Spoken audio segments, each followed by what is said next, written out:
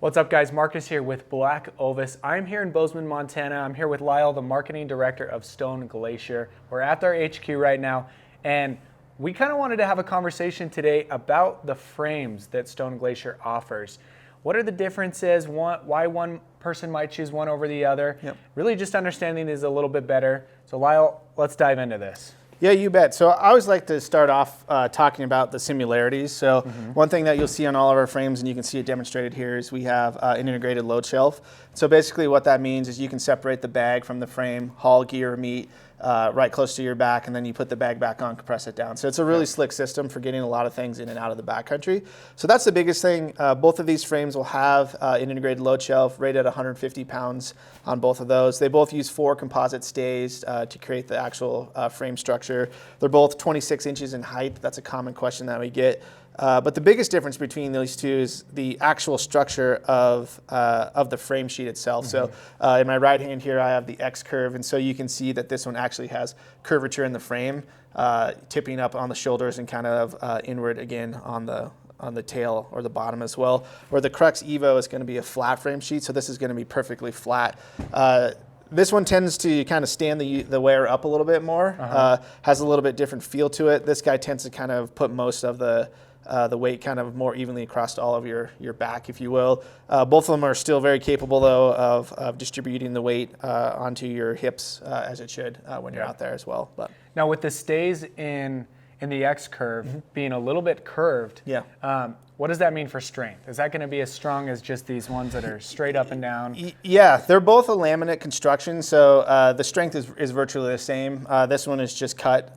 Those stays are cut into that shape. So yeah, you don't see any difference in strength really. They're both very capable. Again, 150 plus pound load rating, so you shouldn't have any issues with that. Which most people can't do anyway. So most guys aren't cranking out 150 pounds on a regular basis for sure. Okay, awesome. So when someone, a new hunter, is trying to getting into a stone pack, how do you usually help them find which frame is going to be best for them?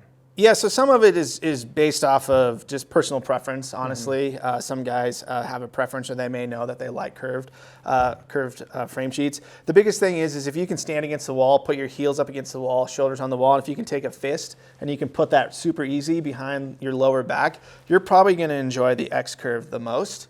But again, it's sometimes often user preference. So if I'm being fully honest, the best way is to put some weight in it, put it on, hike it around a little bit, and see how it feels. If you're doing it at your home, I know both us, BlackOvis, we offer a 30-day kind of money-back exchange. So if you tried those on, then we also have these packs in our retail store as well. If you want to come by and test these out, we've got them there as well. Yep, so that's kind of the fastest way. Again, you really can't go wrong with either of them. They're both going to do what they need to do to get meat and gear in and out of the backcountry. All the bags are interchangeable on these, so you can run any bag on any frame. That's something that's we've done forever. So even if you had a frame from 7 years ago, you could put one of our new bags on there. They're still compatible. So we're just always trying to find ways to get the most out of your piece of gear rather than making you buy a new frame just to get a new bag upgraded. Absolutely. That's one of my favorite features about a stone pack is that they are a modular system. So whatever frame you do end up going with, if you have a bag for day hunting, you can use that, take it off. If you have a weekend trip or even a backcountry trip, I mean, you can use that same frame with multiple bags, and I love that.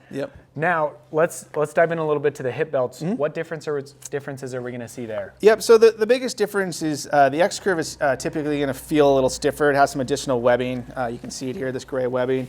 This is one of the attachment points to the frame, so it's going to have a little bit stiffer ride. Some guys like that. The Krux Evo is going to be a little bit softer in its kind of belt. It doesn't have that same webbing as you can see outlined here, but they both attach generally in the same fashion. They both have the same support and lumbar.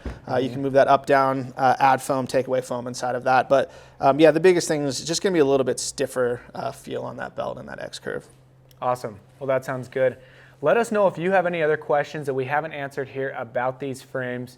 Again, we will have links below this video that go directly to these frames, each one. Give us a call if you'd like to chat or swing on by. We'd love to fit you into one of these and see what works best for you. Lyle, thanks.